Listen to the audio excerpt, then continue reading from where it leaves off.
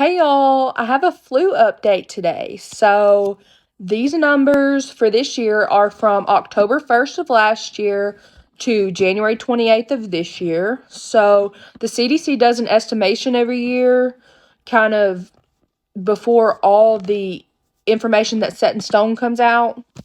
And the estimations for this flu season so far are 25 to 49 million infections, 280,000 to 600,000 hospitalizations, and 17,000 to 53,000 deaths due to the flu.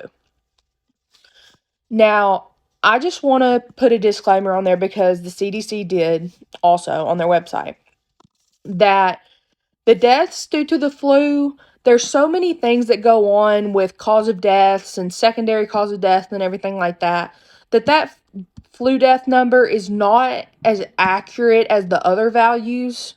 So I just wanted to throw that out there. I do want to compare those numbers to last year's flu season because last year's flu season only had 5,000 deaths due to the flu in the United States, compared to already this flu season, 17,000 to 53,000 deaths.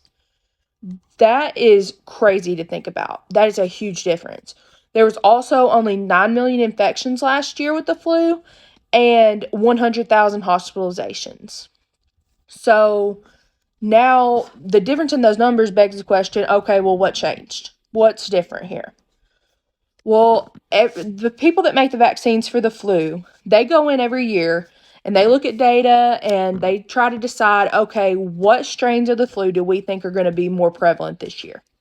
So it's possible that last year they just hit the nail right on the head and got very, very effective vaccines made and distributed out.